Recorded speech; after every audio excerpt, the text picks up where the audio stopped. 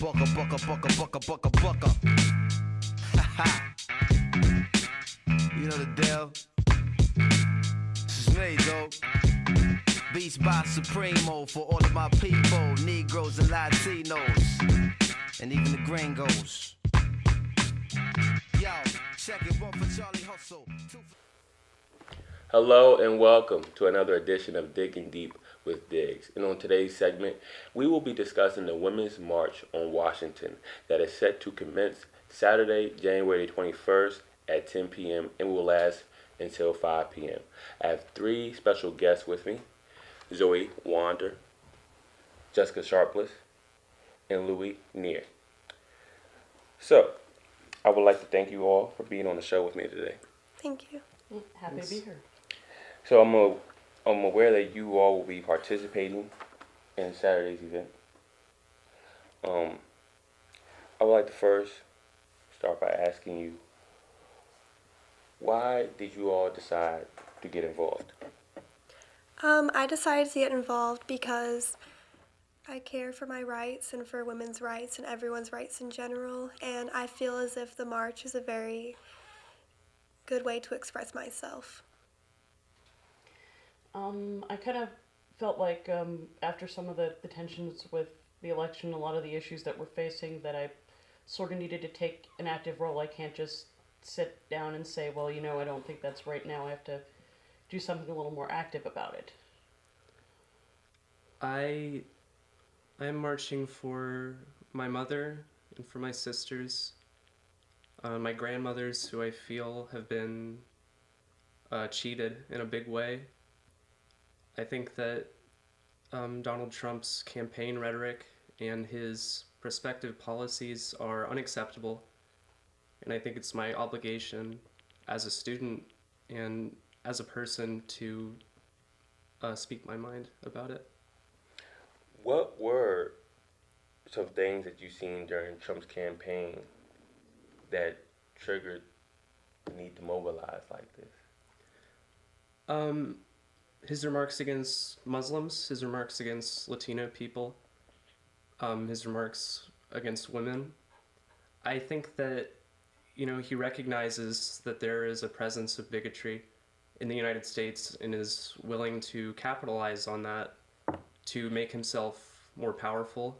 Meanwhile, I think he's lied to poor people and really just tried to keep people confused. I think that there's this perception that if you keep people confused, if you continue to lie to people and to make things more confusing, then people are more controllable. And I think that this march and other protests are a way of common people, showing that they can't be controlled and that they can't be silenced. I think for me, it's just the normalization of things that I would have thought would have been kind of really rude or horrible things to say prior to, like the ones that really stick in my mind are the infamous "grab him by the pussy" quote, and the kind of the mocking of the disabled reporter. It's just these things that really were not particularly nice, but somehow people are just like, well, that's just the way it is. For me, I feel as if Mr. Trump has really made outlandish remarks a normality, and I feel as if that's not okay. The biggest thing during the campaign for me was during the debate, someone asked him a question, and he completely ignored the question and started ranting about how he was going to completely diminish abortion laws in every state, and to me, that was just what put me over the edge. So, what message are you guys hoping will be sent to President-elect Trump? I'm hoping that the message that we're sending is just that maybe we have to try to handle this a little bit differently, that we have to look at some of the views that maybe he's looked at previously as opposing views and maybe give a little try to take this from a more positive angle. I don't want to be one of those people that says, we just need to get him out of an office or something, because I don't think that's justified. That's, okay, he's the president, now we have to deal with it, but that doesn't mean we can't make him hear our voices. I don't know, I guess I don't really have hope for Donald Trump hearing the voice of the American people and caring, but I hope that people who are protesting will be able to send a message to other Americans that you don't just have to accept these things. Like, you can dissent and you can express that. That's our right. That's our first right. I kind of agree with Louis. I don't really think he cares about the American people's views. So I feel as if this march will not be very impactful on his views on Americans, but I'm hoping that he at least thinks of everyone as equal after this march. Like that he thinks women and men are both equal. Okay. Are you guys making or bringing any signs? No, but if there are materials there, I might make one. I think I'm going to be more concerned with documenting the event through social media in a way that, can at least show people who follow me on Instagram or Twitter what's going on. And ladies, I remember you saying you plan on broadcasting live. Yeah, I'll be filming Zoe while we walk around, so she can kind of narrate some of what's going on. We'll be going down together. So. Okay. And I'll be periscoping live on my Periscope, and I'll be interviewing random women as the march goes on. What is your Periscope name, by the way, for our viewers? Good. It's at Zoe Nicewander. Okay, we'll follow her on Periscope. We all know the inauguration is Friday, January 20th, and it's set to start at 11:30. Will you all be watching it? I won't be watching it live. I might screen back through it for media just to see kind of what was said, or if any other activism or other things are going on at the same time. Because obviously this isn't the only thing happening in D.C. this weekend. There's a lot of voices that are kind of jumping to be heard, and this is not about excluding anybody. You want to hear everybody. I don't think I have any interest in watching, because I don't think he's gonna say anything except, just to be spewing idiocy. But I think I'll probably be looking at Twitter.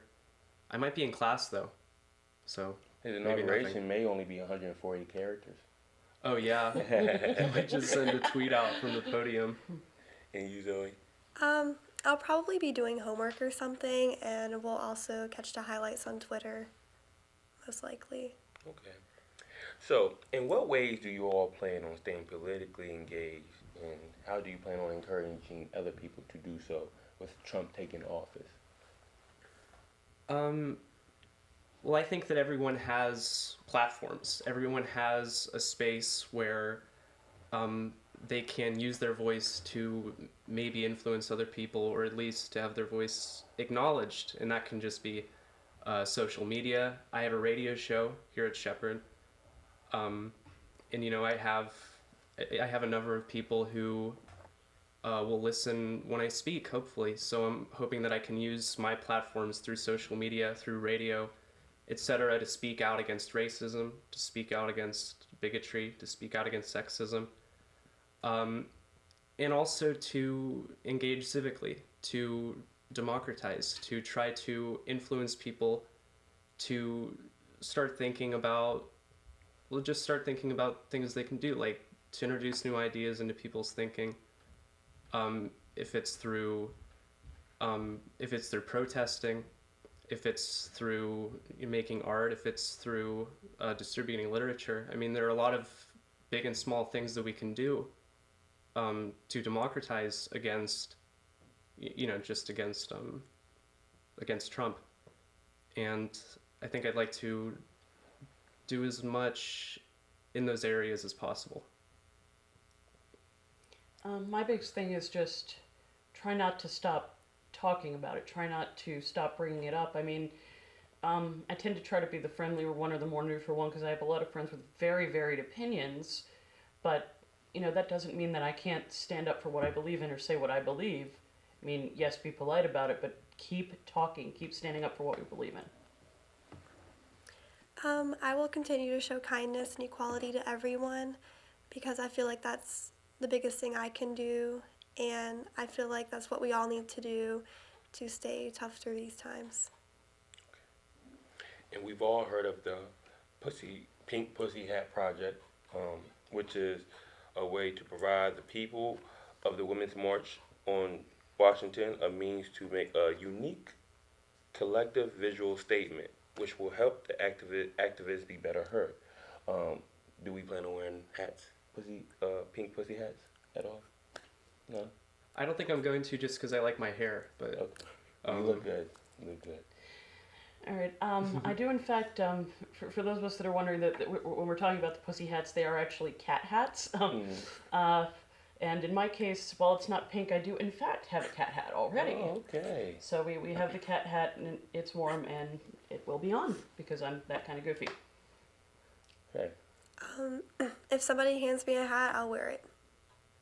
Okay. Well, we like to give our greatest thanks to the Pink Pussy Hat Project and all their efforts. And I would like to thank you all for being on the show with me today. Thank you for having us. Thanks. You. Thank you. And thank you, ladies and gentlemen, for tuning in. This is Digging Deep with Diggz, reporting for The Picket. It's been real.